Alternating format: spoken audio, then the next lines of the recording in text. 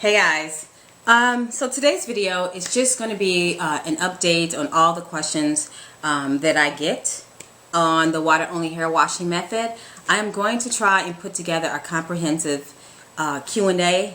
I know that I currently have 2 Q&As, but they're both incomplete because at the time that I did them, I was learning the method myself. Okay, so you know, the longer I do this method, the more information I have, the more experience I have, and so sometimes my answers will change, and then so anyway, I just wanted to put together something that you guys could go to and get the majority of your information from, instead of kind of going back and forth between the 2 Q&As. So I'm going to start off with one of the questions that I've gotten over and over again, and that is, what made me decide to chuck all my products and start this method? Okay, basically, gosh, I want to say sometime last year, I was trying out Biden. I wasn't drinking enough water. I know that you're supposed to drink enough water before you try Biden, and I didn't, and my face exploded with acne. Yeah, it just really, my face attacked me. Okay, that's the bottom line. I had bumps on top of bumps on top of bumps. It was the most, just thinking about that really just sickens me. It was a really tough time for me because my face had been clear up until that point. Anyhow, because of the breakout that I had, I ended up going to YouTube because, YouTube has almost everything on it. And I came upon a few videos that discuss how to clean your skin, your face, with just water. And basically the thinking is, you don't put on makeup, you don't use moisturizer, you just stop putting stuff on your face and you only use water. Okay, use a nice terry cloth, something soft to clean your face with, to cause, to create the friction, and you just use water. Okay, that was the thinking behind this method, and I was intrigued, and so I decided to do research. And during that research, instead of coming up with, or instead of finding blogs and forums that solely talked about how to wash your face with water, I ended up finding blogs about how to wash your hair with just your hair with just water. Those are the blogs that I came upon, and I was like, really? You can do that? I was surprised, and I was intrigued, and so I began to read the information on these blogs. Every blog or forum that I came across only discussed, or the people who were discussing it only had straight hair. Okay, so with that being said, even with that information, it didn't deter me. It didn't make me say, oh, well, shoots, that's not going to work for me. No, I was at a point in my life where I felt like I was tired of spending. I didn't want to spend so much money on products, and I didn't want to be dependent on these products. Okay, so coming upon these sites made me feel like I had another way to go with my hair. All right, now, from those sites, those forums, I then went to YouTube to see if there were any women who had hair like myself. I found 2. I've mentioned them before in my other videos. Ruby Tulip. I don't think she's making videos anymore. I haven't seen a recent video from her in quite some time. And I found Frotastic. Although Ruby Tulip was the first video I saw, she didn't go into a lot of detail about how she actually really managed her hair with this method, because sometimes she would do it and sometimes she wouldn't, so it wasn't a whole lot of information just from her. She was more or less discussing it, telling you about it. Whereas Frotastic, she had a plan. She had things laid out. She would do it for a month. She put her hair in twists. There were just certain things that she was doing that gave me more information, made me feel like this is something that would work for my hair. Okay, and so basically, guys, that is the way I started this method, and this is the reason that the product cost, okay, for the conditioner, because I was doing the CG method, the overload of products that I had the money that I spent, oh my gosh, the money I spent on conditioners, different conditioners, constantly trying to find my holy grail. All of that was just working at the right time for me. And all this information was coming at the right time for me to decide, okay, I want to try this. I want to see if I can be independent of these companies. That's just the kind of person that I am. If I can make my own makeup instead of having to buy my makeup from someone, then I will do that. Okay? I still buy my, I know this is off topic, but I buy lipstick, I buy my eyeliner, my mascara, all of those things. I still buy those from those companies, but if I could learn to make them myself, then I would no longer buy them from those companies. And that's kind of the way that I am. I make my own mineral foundation, and so I don't have to go to Bare Minerals anymore to buy my makeup. You know, I make it myself. Okay, so this was just right up my alley. You know, doing this water only hair washing method. It was just right up, it was like the perfect thing for me. And so that is basically how I started. It was an accident, basically. So yeah, let's see. So okay, someone asked me, and I think I've gotten this question twice. They wanted to know whether or not this is truly water only hair washing if you are still using products on your hair. My answer to that is yes, it is. Now, the simplest answer I guess I can give you is that because we produce sebum continuously, you're going to end up getting layers upon layers upon layers of sebum on your hair. Okay? Your hair strands will become strangled. They will eventually snap and break off. Your scalp will be can become clogged with sebum, debris, dirts, just the different things that happen in your environment that will settle on your hair or on your scalp along with your sebum. Okay, all those things, they get emulsified into your sebum. At some point, you have to take off the old sebum off of your hair. So the products that I've done videos on or discussed, these products are meant to remove the excess sebum along with all the emulsified dirt that gets in there. Okay, so there is an absolute need for you to remove that. Now, I am not using stylers on my hair. I get this question all the time. Why? I mean, how can you just use water? Well, I'm not using a styler. Okay, I'm not using a styler on my hair. I'm not adding all this stuff, you know, that these companies sell, and I'm not putting them on my hair. I'm just using my sebum as my base styler. All right, so yes, I do. I know that was a little bit off the topic of the question, but no, yes, this is completely water only hair washing. Okay, yes, you're using these. You're using the banana baby food. You might be using the apple cider vinegar. You might be using the gooseberry or amla powder or the cassia or the henna or the flaxseed or the jasmine rice or the methi powder. Okay, even the hibiscus conditioner. You may be using all of those things. I'm sure you're not using them at the same time, but you may be using all of those things, or one of those things you may be using. Okay, but your main purpose for using these products is to remove excess sebum so that your hair will okay, I guess I can't talk today. So that your hair will remain healthy. Okay, you are never, keep in mind, you're never stripping your hair. So the purpose of using these products is to just remove the old and let the new take its place. Okay, so yes, this is considered water only hair washing. Okay, regardless, water will not remove all of it. I, in my earlier video, did think that was the case, that water is all that you need. And guess what? Water may be all you need if we had better quality water. Because the quality of water we have is really bad. Okay, it is very, I mean, you have chlorine in your water. You have mineral deposits in your water. You have hard water. And because of all of this, all of these things that's in your water, there's just no way you can get away with going year after year after year doing this method without removing all the extra stuff that settles on your hair. So, using these products every so often to remove that is definitely necessary, okay, for good healthy hair on this regimen. So yes, I do consider that to be water only hair washing. You know, that's as good as that answer is going to get.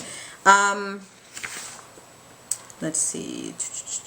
Is it really washing even though? Yeah, I answered that question. Okay, I have an itchy scalp. What can I use on it? All right. On this method, I rarely get an itchy scalp. I am almost never aware of my scalp in that it doesn't do anything in terms of letting me know I need to do something to it. It always feels, my scalp always feels good. I don't, there's, you know, so I hardly ever get the itchy scalp. So to answer the question, when I do get it, I do very simple things. I use cool water on my scalp. I'll take my spray bottle and I will just spritz, you know, if I have twists, I'll just spritz. If my hair is loose, I'll just, you know, move it about and just spritz my scalp with some cool water. Or I'll mix the water. I'll go half water, cold water, cool water, with half aloe vera juice. I'll mix it up and then I just lightly spritz my scalp. And then I don't touch my head. Okay, I just let it settle on my scalp. I just let it be. And that usually calms my scalp. Now, when I get this itchy scalp, it's usually because my water was much, way too hot. Okay? That's usually what happens when my scalp decides to go all crazy on me and gets really itchy. Okay? But that usually doesn't happen.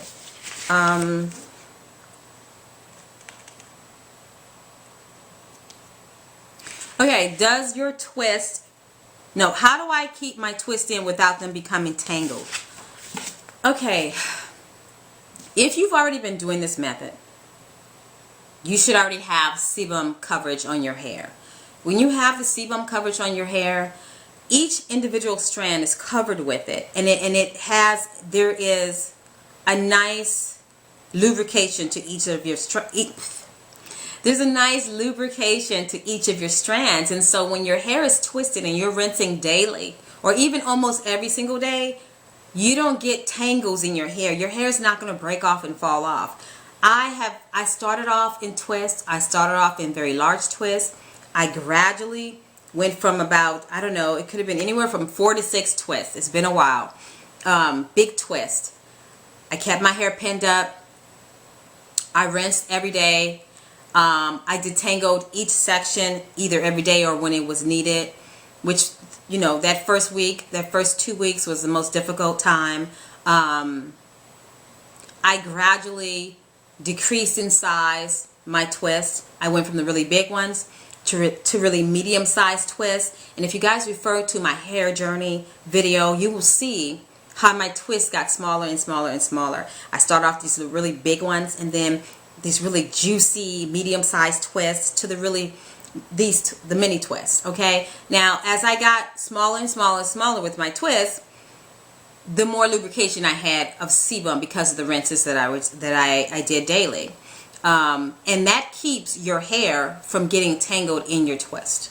Okay, if you are new at this method and you start with the bigger twist, you're gonna probably get tangles. That's the honest truth. When you first start, your hair doesn't have the natural lubrication of your sebum, so it's going to just tangle, and naturally it's going to tangle. You have to detangle those large sections either daily or every other day. Now, while you're detangling those large sections, make sure once you detangle, you're also preening the sebum that has gotten trapped up in that top layer or the first few inches of hair, because it will get trapped and you will have to preen it down the length of your hair. Okay, that is going to be very important for you to do.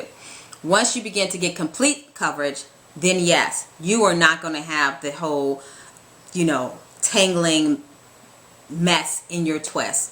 Okay, I would never tell you guys or pretend to wear my hair like this and then say I rinse every day, and I don't. I do. I rinse my head almost every single day. I don't have a problem with tangling in my twists. Okay, my twists are healthy. My hair is growing literally like a weed.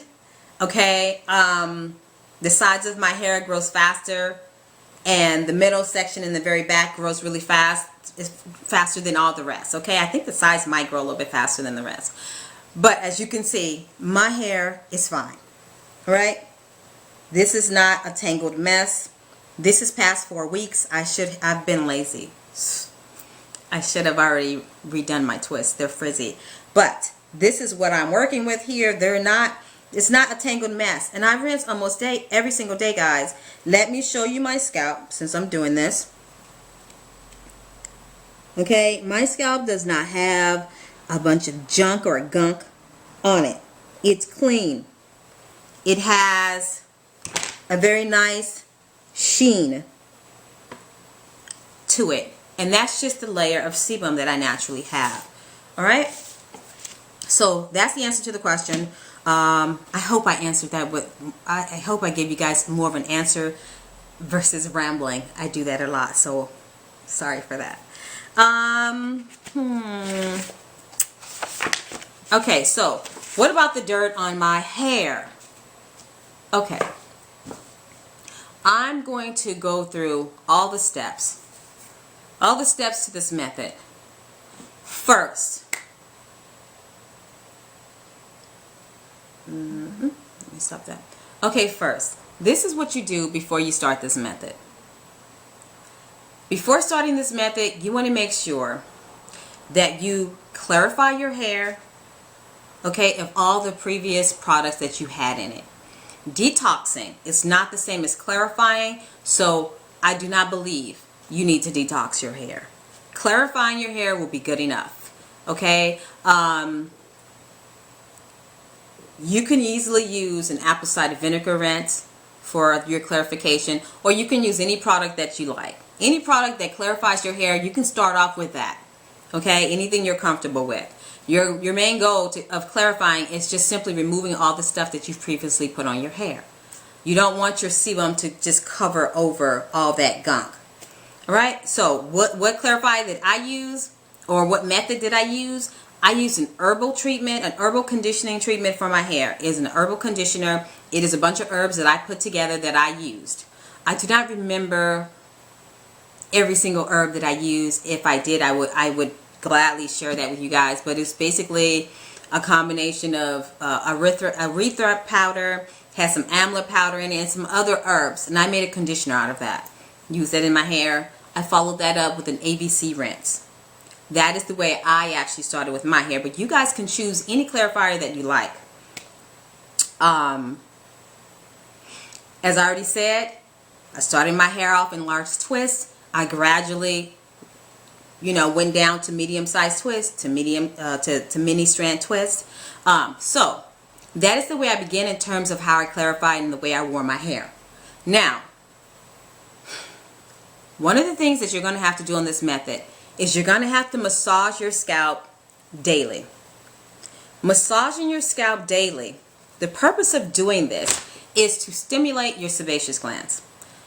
Your sebaceous glands are where your sebum is going to come from, okay? And you want to make sure that you are stimulating those sebaceous glands. And the way to do that is to massage. That is the purpose of that.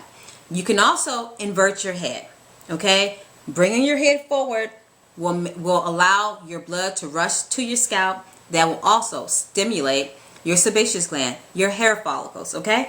That is very important to helping you produce more sebum, or even to rapidly produce it, okay? Those are really good things to do. You also have to keep in mind that water intake, very, very important with this method. You will know when your water intake is low because your sebum production will also slow down, okay? Keep that in mind. Now, so we start off with massaging. Scritching is next on the list. Now, scritching, I would say, is probably almost it's just as important as your massaging, maybe even more. And I say maybe even more because in your scritching, you are using your fingernails. The purpose of this is to remove your excess sebum, dried sebum, dead skin cells, environmental debris, dust, whatever, pollutants, whatever is in the air, okay? That is your purpose for scritching. Your nails are acting as an abrasive tool, okay? So although I say that it's scritching, some people might say, oh, well, that's just scratching. Not so much. scratching has a different intent from scritching. Okay, so yeah, yes, it is very important for you to scritch your scalp. That is the number 2 step in this method. Don't forego that step. There are too many people kind of skipping over all the steps that they're supposed to do and then complaining that they either have a smell or this is happening to them or that's happening. Don't skip these steps. They're really all important, okay? They go together. It isn't much for, there isn't a lot to this method in terms of just the simpleness that the little steps that you have to do. So please try not to skip the steps. If you do, it's not going to work perfectly for you, okay, if you start skipping steps, especially when you first start. And if you don't truly understand it, then really don't skip the steps. There are days that I might not scritch my scalp, but I always remember in the back of my mind that if I don't keep on top of things like that, the scritching, the printing, the massaging, the rinsing, I know there will be consequences, and so I'm always aware that I need to scritch or I need to massage or I need to do something. So please do not skip the steps, okay? Yeah, so that's what I'll say to that. And I still, like I said before, my hair is it's growing, it's healthy. Nothing, I don't have anything growing up out of my scalp besides hair, okay? So it's doing just fine. Step 3, like I said already, is the rinsing. As soon as you finish with your scritching, you're going to rinse with warm to hot water. Now I say warm to hot water because I don't know what hot is to you. I know what hot feels like to me. Okay? If the water is too hot for my skin, then it's too hot for my hair. I always make my water slightly more than just warm. Okay? I need to feel that my hair, it has softened up a lot under the water so that I know I am melting the sebum down the length of my hair. Okay, so the rinsing is step 3. All right, now preening. Preening could actually be step 2 or step 4. Okay, because you can do it before step 3, which is the rinsing. All right, preening is basically taking whatever sebum you have at the top portion of your head on your scalp, and it is you running your fingers down the length of your hair. Okay, this is what you're doing. You can feel your own sebum on your fingers and you are just rubbing it all down your hair, and your goal is to try to get your sebum down to the very oldest part of your hair, which are your ends. Okay, that is very, very important, and that is what the goal of preening is. It's very simple. It almost looks very vain because of the way you have to constantly just, do this. It looks like really, are you planning your hair? No, preening, this is what you're doing, okay? And you just kind of, and all of these things that you have to do for your hair on this method are kind of like spa days, okay? They're like a spa day. You are treating yourself to something special, only you doing it every single day. Just find moments within your day to massage, to scritch, okay, to preen. The massaging, the scritching, the preening, those things can be done anywhere, okay? The only thing that you need to get in the shower for is the rinsing. But everything else, you can be watching TV, you could be sipping a cup of wine or glass of wine, drinking some coffee. It doesn't really matter, but you can just find your time to just do this. These things are not difficult for anyone to do. If you're watching a cool movie, you got family night, you can just sit there. You can curl up on your couch, in your lounge chair, whatever your preference is, and just massage. You're not hurting anybody. You're not taking it. You can still watch your television while you're doing this, okay? All of that. Even if you're in your... I even sometimes find that I preen in my car, okay? Sometimes instinctually, I'll just start doing this to my hair. Just preening. Just touching.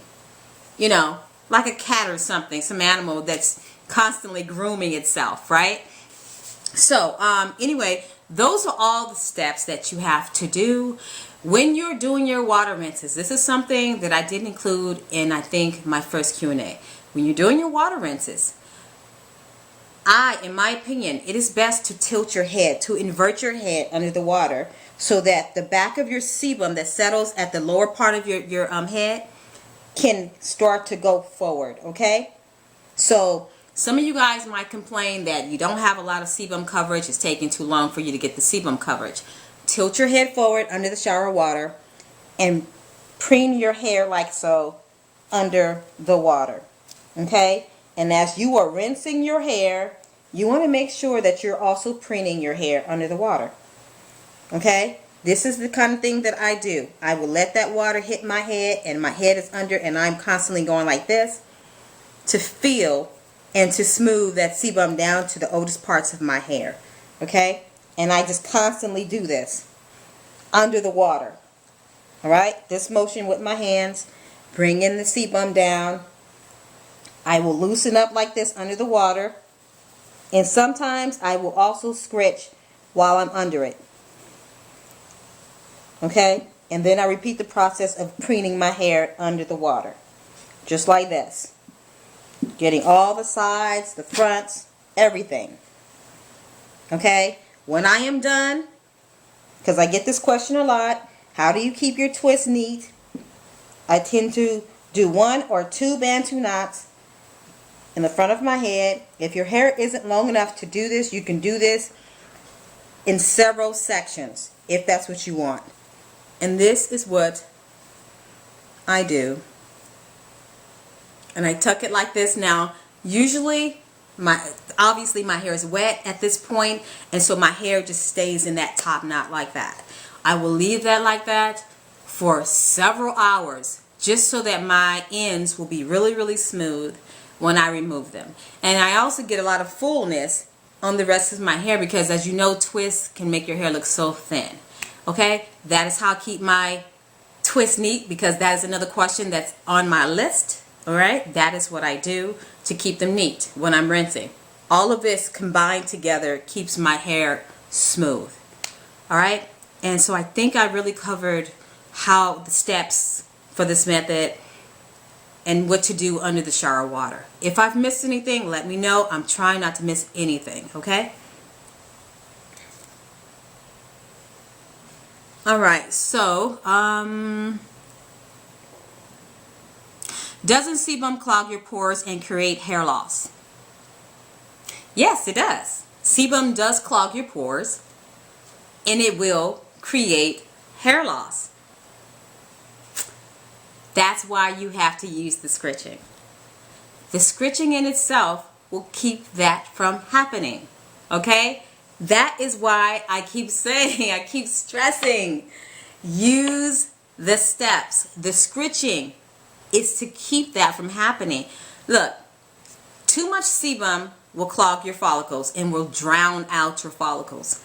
Too little sebum will starve your hair follicles, which will also make your hair fall out. Just like drowning your follicles will make your hair fall out, starving your follicles will make your hair fall out. Okay? The inverting, the massaging, those will help to stimulate your sebaceous glands so that your hair follicles are not starving. Okay? It will help to stimulate that sebum production. The scritching will keep you, the scritching and the rinsing, those two steps help your hair follicles or your pores not become drowned in this method. Okay? It does. If you allow your sebum to stay on your scalp, your body will still keep producing more sebum. So imagine that here is the top layer of your sebum, right? It's sitting on your scalp, and underneath is the lower, underneath is under your scalp, and your body is still working. It's still producing that sebum. So here you have all this layer of sebum sitting on the top of your scalp.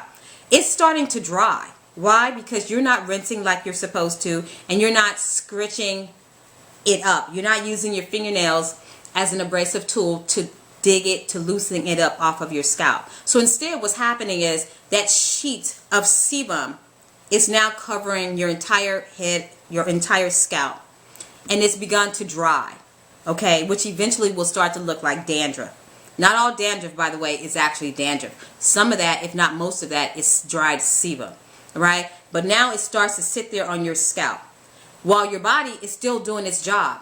It is still producing the sebum. Now that sebum is trying to come up through your pores, through your follicles, but guess what's happening? You got that dry sheet of sebum just staying there. So now the only thing that's going to happen underneath within your scalp is all your follicles are going to start to become drowned out by the sebum that cannot be released because you didn't bother to scratch all that sebum that you let dry on your scalp off and rinse it off. And then yes, you will start to lose your hair. Okay? So I hope that explains how that works. Okay? I'm sorry if I'm not eloquent enough in my words, but that's the best that I can do right now. Okay? That's hopefully that explains it to you. All right? You must remove your settled sebum that's on your scalp so that the new sebum can come through. Other than that, it's going to get drowned out, and yes, you will definitely lose hair. Okay? But like I said, the same thing is true in the opposite. All right? If you don't have enough, your follicles will not be nourished because your sebum is the nourishment for your follicles. And if you're not producing enough of that, you're going to have the same outcome as lost hair. All right. I hope that took care of that. You guys wouldn't believe how often I get that question. And these questions don't make me upset. I understand them. They make sense, okay? But I would like to try to get everything in one video so you guys don't have to go all over the place. Does your hair smell? No, my hair does not smell. If I wash my hair every single day, and when I mean by washing, I'm talking about rinsing. If I rinse every single day, I do not have an odor, well, a bad odor. Sebum in itself does not have a bad odor, by the way.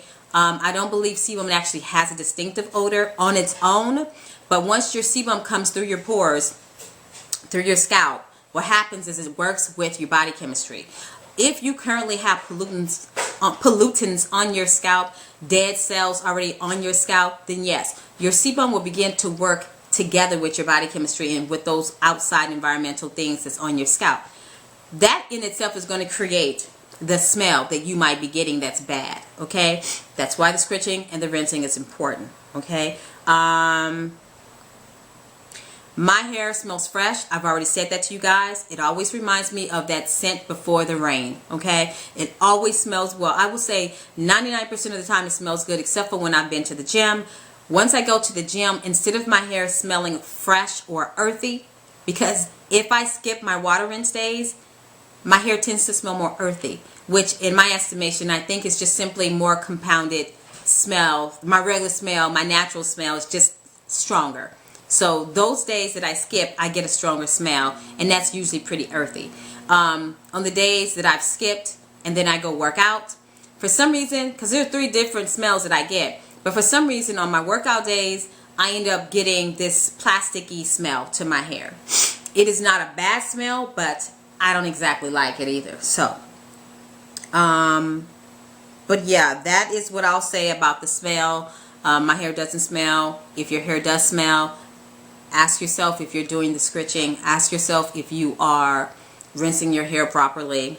And if you're doing every single thing to prevent the bad smell, then possibly it could simply be you're not used to your own natural scent.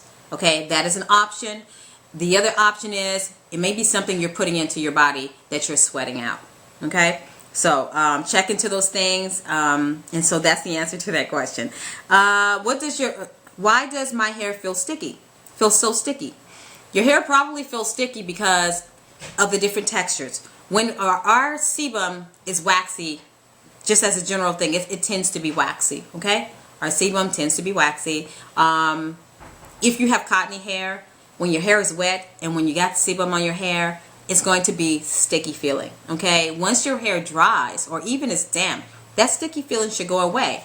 If it does not go away and it is still there on your hair after your hair is dry, then you might have mineral buildup on your hair, chlorine buildup on your hair. All of that would be coming from your water. Okay, so look into that. I've previously talked about a shower head filter. Those things are very, very important, okay? They will help this go smoother for you doing this method, okay? A shower head filter, you need one of those, right? They do not remove or make your water softer. You need a different system for that. But for those who can afford the shower head filter, I would recommend you go out and you get that. It definitely will improve this experience for you. Okay, so yes, the stickiness can be from the buildup minerals and chlorine from your hair. It could also mean that you need to clarify your hair because you have too much sebum on it. All right, so those are the reasons that I would tell you, I'd say to you, why your hair might be feeling sticky. Okay, but first make sure you check all the different things. Check to see if it's your water, because it could just be mineral deposits, chlorine deposits. It could also be the fact that you have too much. For either one of those situations, you're going to need to clarify your hair. You need to get those mineral deposits off. You need to get the chlorine off your hair. And you're going to need to get the excess if that's what the actual problem is. You got to clarify, okay? Get on a regimen of how often you would clarify. That way you don't hit that wall every single time you've gone too long without clarifying. Figure out whether or not it takes you 4 weeks, 6 weeks, 8 weeks before you hit your wall of too much sebum on your hair, okay? If you get on a schedule, then you can stop short of where you normally hit that wall and start to do your clarifying treatments. That way you never hit the wall. All right, so that would be my suggestion for you guys. For me, I can go 2 months. That means I'm going to have to clarify my hair at 7 weeks versus 8 weeks. I won't hit my wall if I do that. All right, let's see, I hope I answered that question. Okay, do you have to detox on this method? I answered that question already. Do you have to clarify your hair? I've answered that question already. Can you do this method if you're losing your hair or if you have breakage? Yes, you can do this method if you're losing your hair or even have breakage. This method is not something that is unhealthy for you. Your body naturally makes this substance. It naturally makes sebum. It is meant to nourish and condition your hair. It has every single thing that every moisturizer out there should have, or doesn't have, I should say. Okay, so no, this is not going to damage your hair, but you have to follow the steps. Okay, please, please, please, either look at the entirety of this video or do your research. But this will not harm your hair. If anything, it will encourage more growth. Your hair will become stronger, and absolute 100% your hair will be a lot softer. Okay.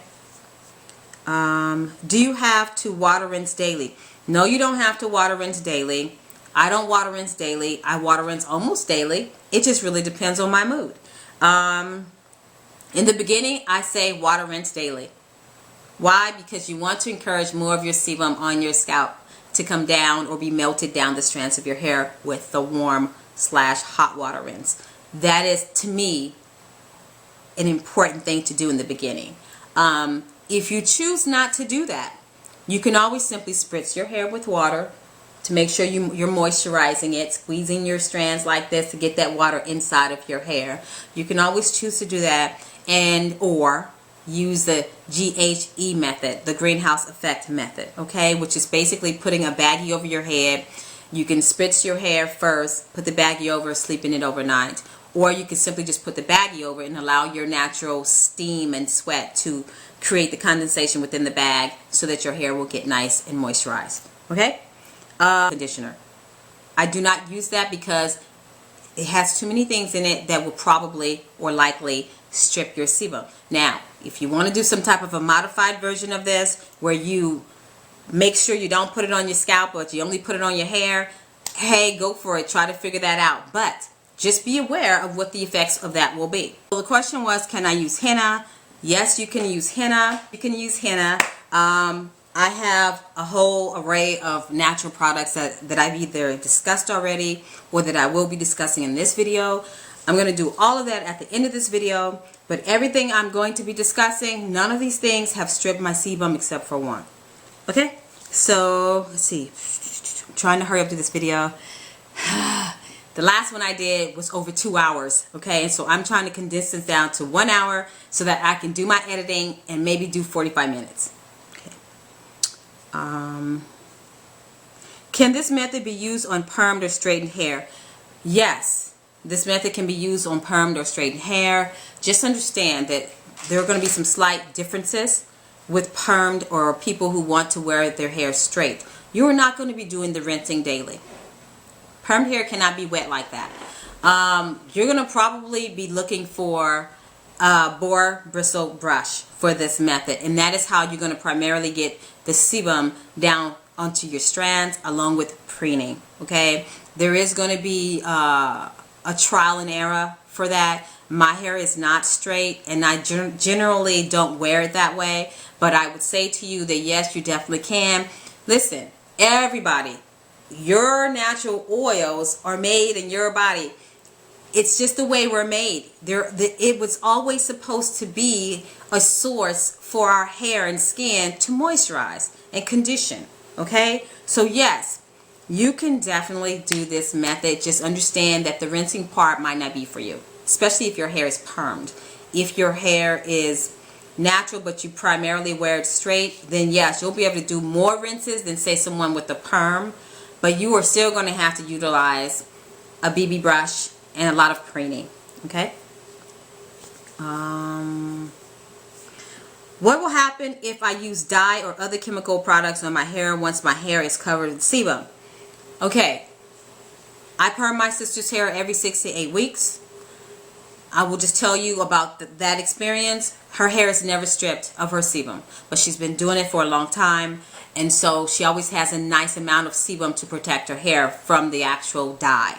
Okay, if you're using a regular dye and you already have the sebum on your hair, then odds are you're not going to really strip it. Okay, in terms of the stuff that comes in, the ingredients that come, the supplies that come with the box or your perm kit or whatever, I use everything that comes with mine. I get the perm, not the perm, I'm sorry. I get the dye. Step 1, step 2, step 3. I have like 2. We use, I forget the brand. Either way, there are like 3 different things, 3 applications that we have to use.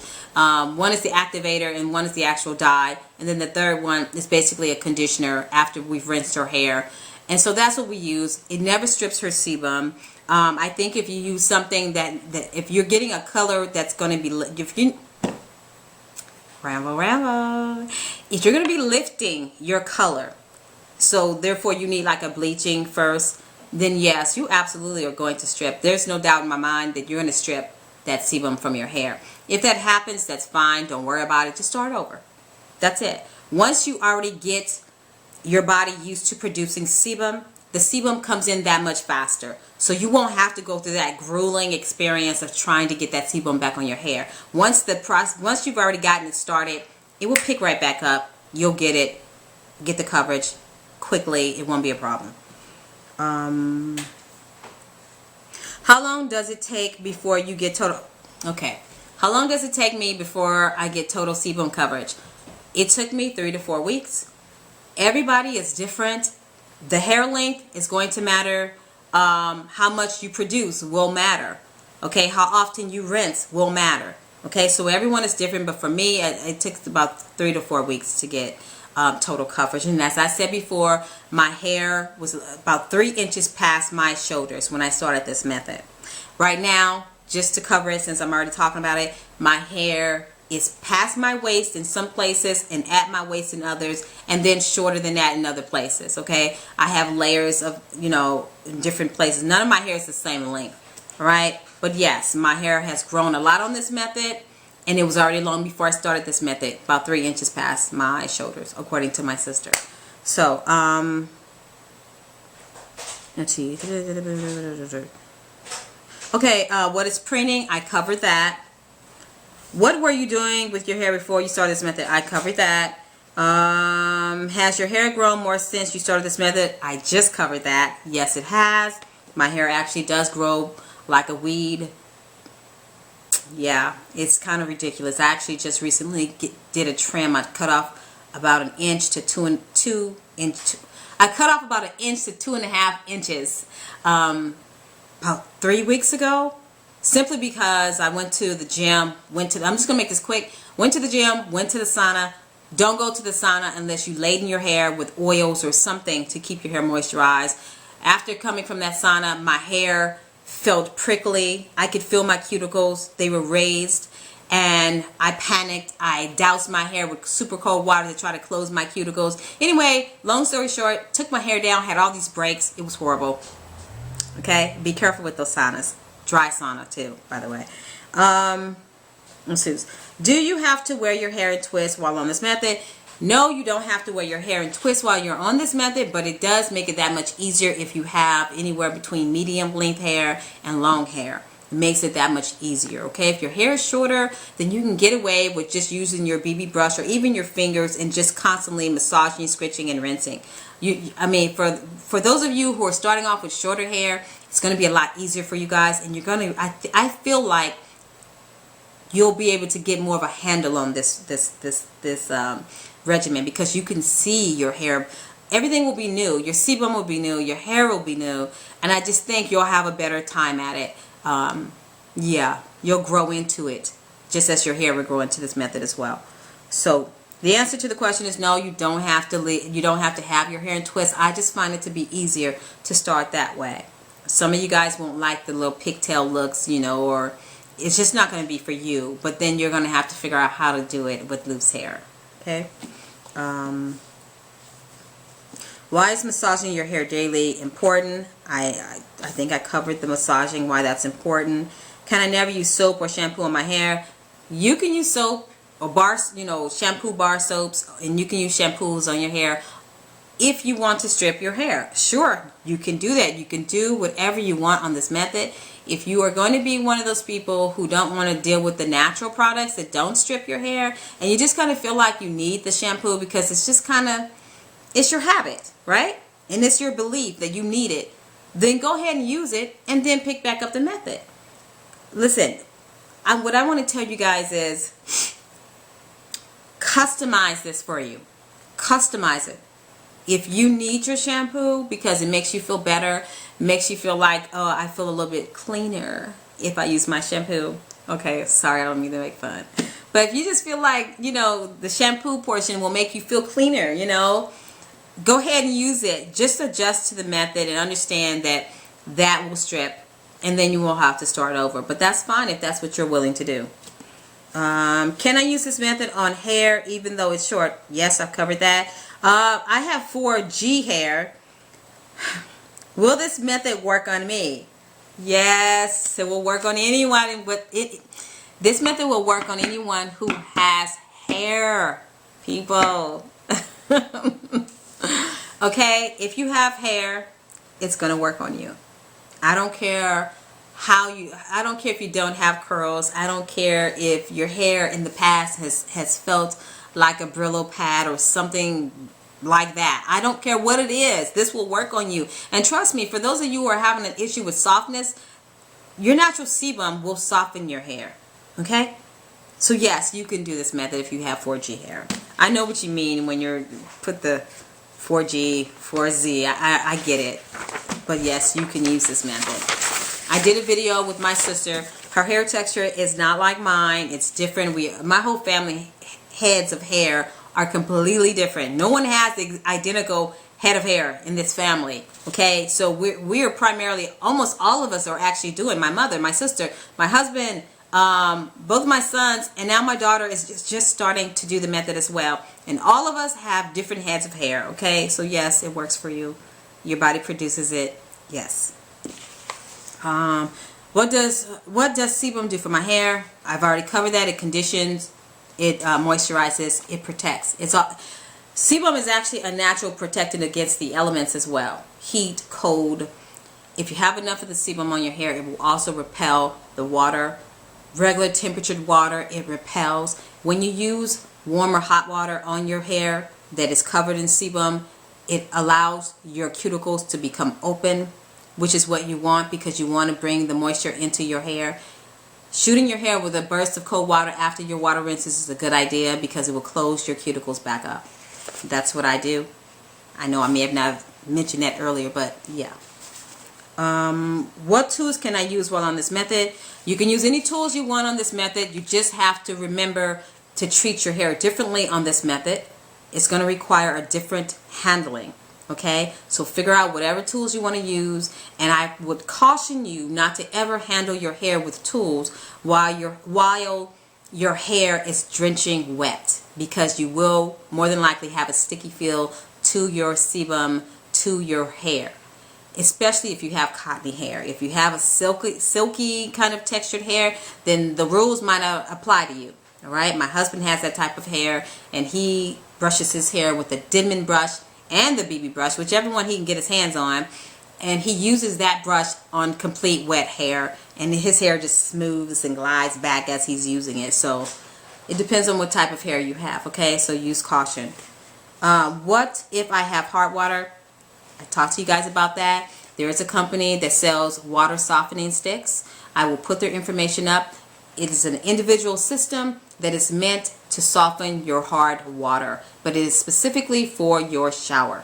Okay, I will include that information.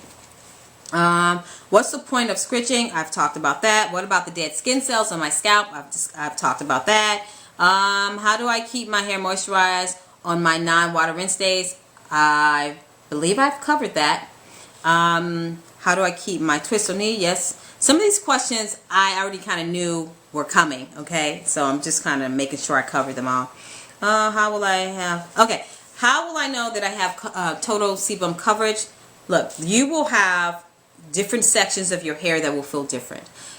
From your scalp, starting on down, you will have a section, like I did, that this portion will feel different from the end portion, okay?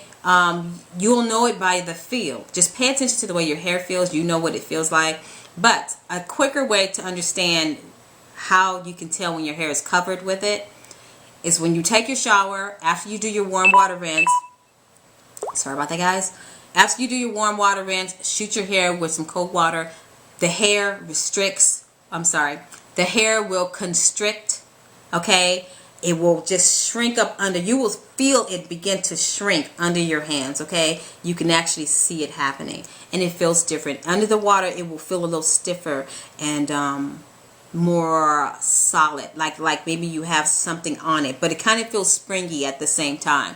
Okay, so kind of practice with that so you can kind of get a feel for what that looks like and what it feels like under the cold water.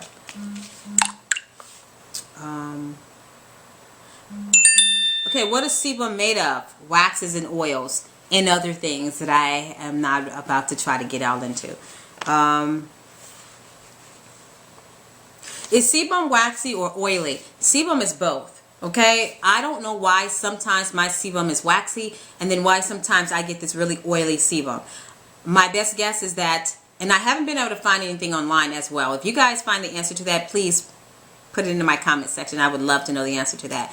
But my best guess is that just like the hair has a cycle, okay, skin has a cycle, I believe sebum has a cycle as well. Okay, there are times that we're going to end up with the waxy, and there's going to be a time when we end up with more oily. Okay, so that's the best I can do with that. What is the point of water? I got that. For Bristol, I did that. Why does your hair look so shiny? Okay, why does my hair look so shiny? Why does your hair look so shiny and mine looks dull? I think I covered that in terms of the mineral deposits, the chlorine deposits from your water could be the cause, along with too much sebum and excess debris from the air could also be a cause of why your hair looks dull. But another reason is just it could just need a conditioning treatment.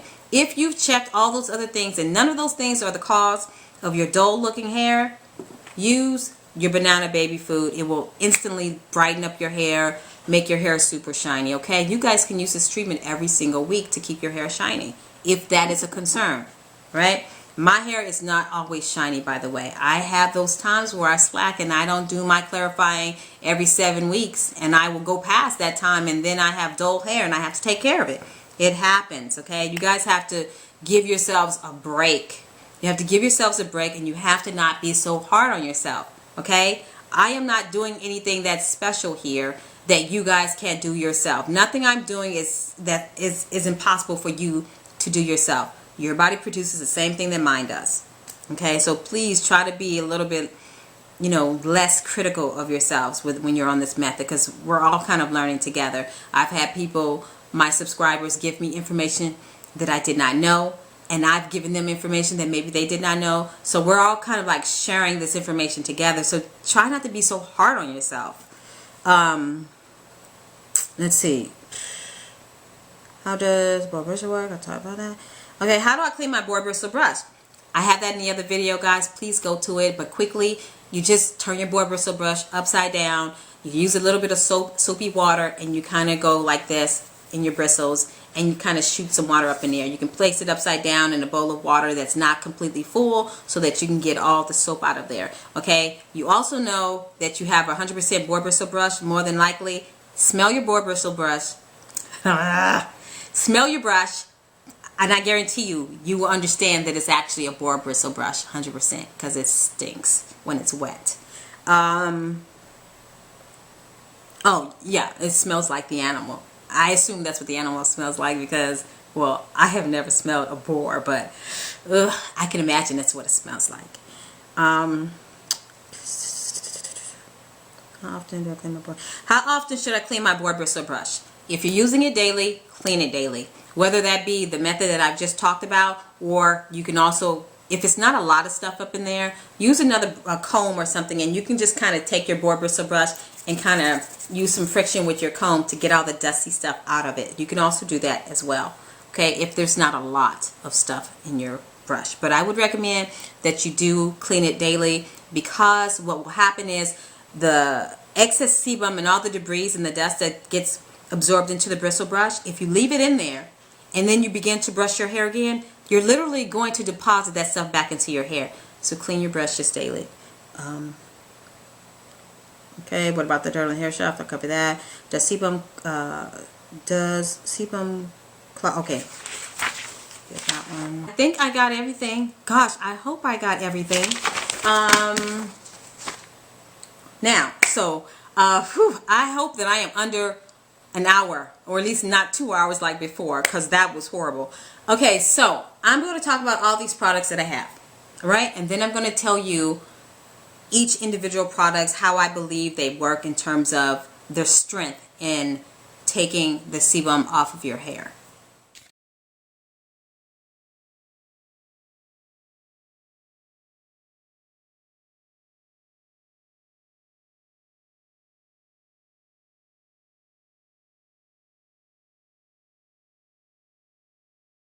So let me just, I'm going to start from the strongest to the least strongest, okay? This is flax, these are flax seeds. Now, flax seeds can, you can make gel out of the flax seeds, all right? Now, I use this in my attempt to make a really healthy, natural hair gel for those of you who are coming off of the curly girl method and wanted to wear your hair curly without it stripping, all right? So I experimented with this, and I found that nothing that I did stopped the strippy feeling from occurring in my hair. I tested this out on my hair. Once again, guys, don't test on your full head of hair. Use a section. Your bang is just the sides, the back. Just use a small section on your hair, okay? I tested this out, and this stuff stripped my hair. So I will not be recommending flaxseed gel for the purposes of removing a light layer of sebum, because that's just not what happened with me. You can give it a try, see what happens.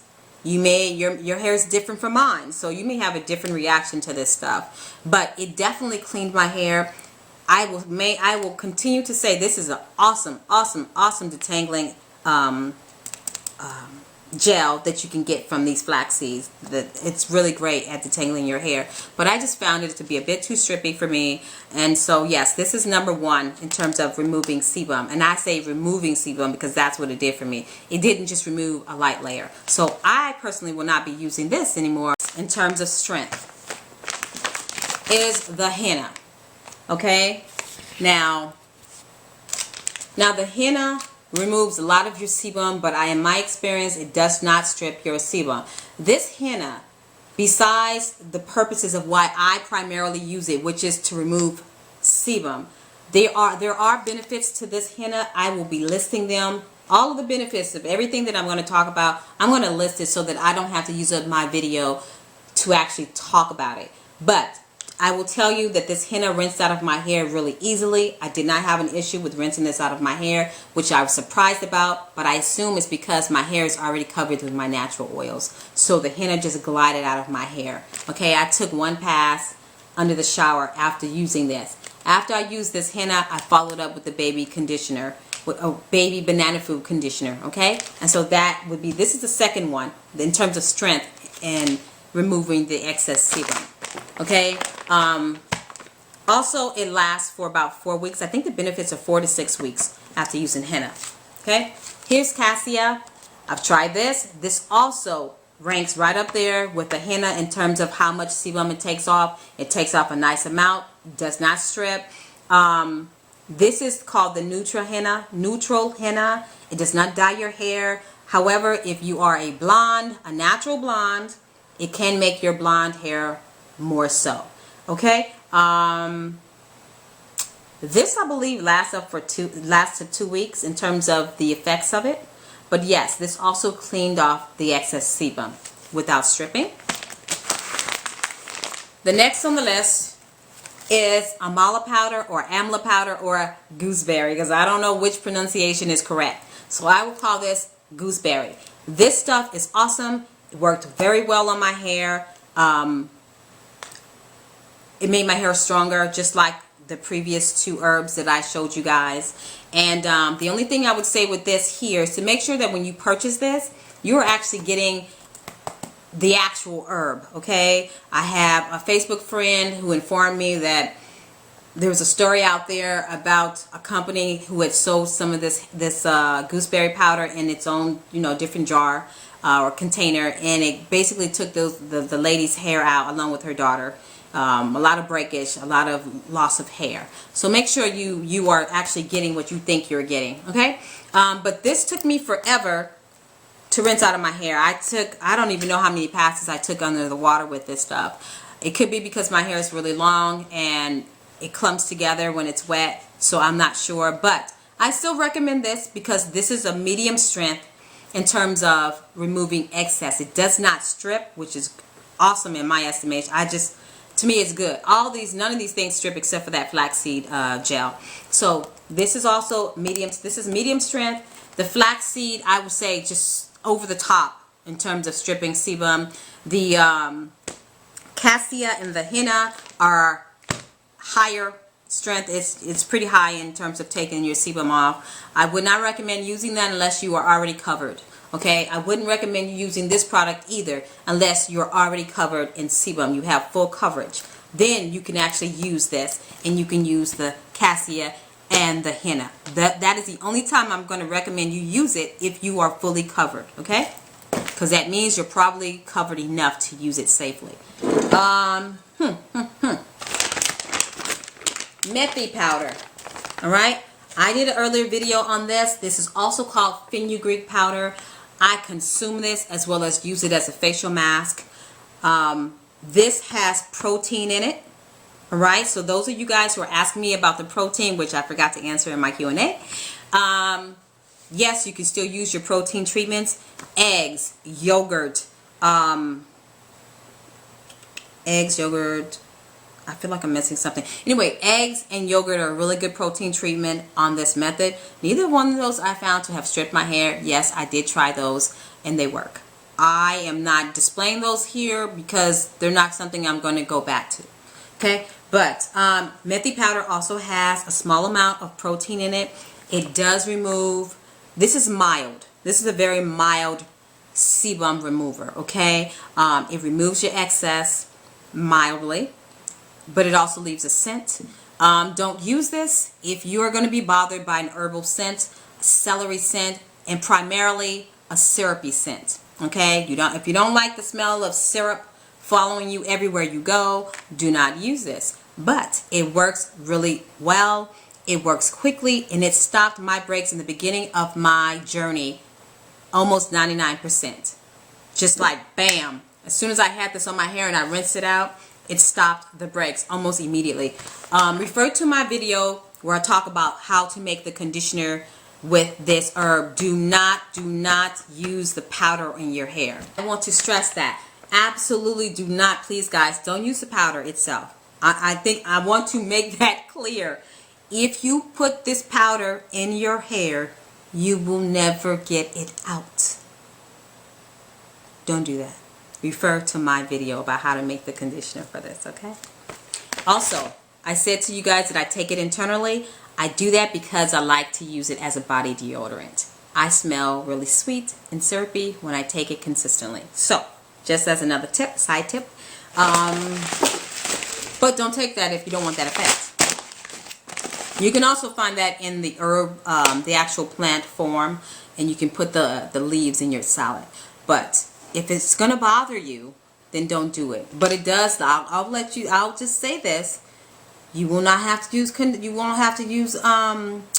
deodorant if you take this internally. By the way, so not only does it help as a natural body deodorizer, it just makes you smell better, especially if you're one of those people who work out a lot. So, you know, just as an extra side tip. All right, guys, you already know my latest. Natural product is the jasmine rice. Now from this rice I make fermented rice water. I have a video on that.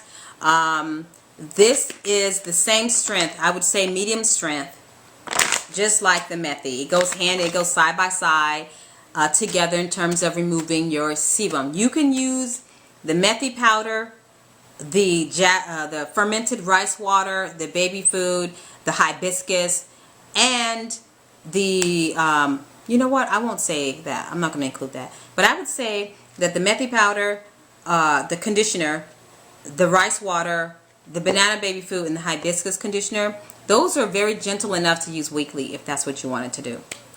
Okay, but the methi powder and the rice water, they go hand in hand. They are very mild. You can use those things without fear of stripping your sebum. Okay, and like I said, they can be used weekly if that's what your choice is in terms of keeping a balance of sebum on there. You want to rinse out the old and let the new take its place. The next one on the list in terms of strength is the apple cider vinegar. In terms of strength, this is mild as well. Now I don't know if I would say it's as mild or less mild as the methi powder and the fermented rice water, but it's somewhere in between those two. In my experience, it's somewhere in between those two. It doesn't take off a lot, but it takes off enough. All right. So, and this is, you have to find your own measurement for this, but I believe I did half and half. I don't remember. I have it written down somewhere, but I usually don't always do the same thing, you know, when I mix up my apple cider vinegar rinse.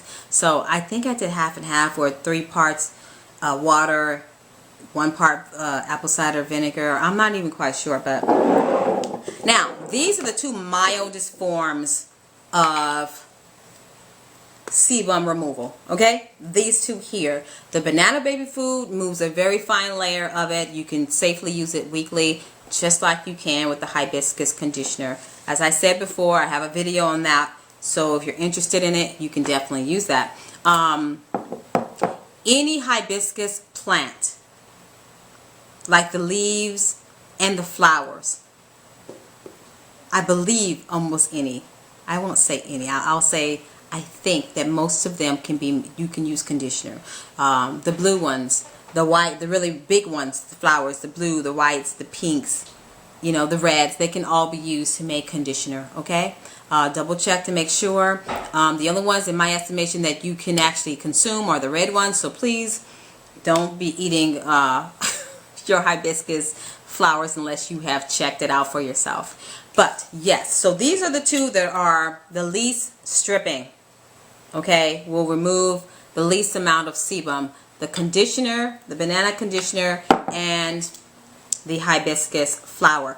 I am going to include in my video all the benefits for each one of these things so that I will not go over my time. Okay, that's what I'm going to do. And And I really hope I did not forget anything. But guys, thank you for watching. I hope that this video will be more of a well-rounded Q&A and be informative for you guys. So yeah, thank you guys for watching. Bye.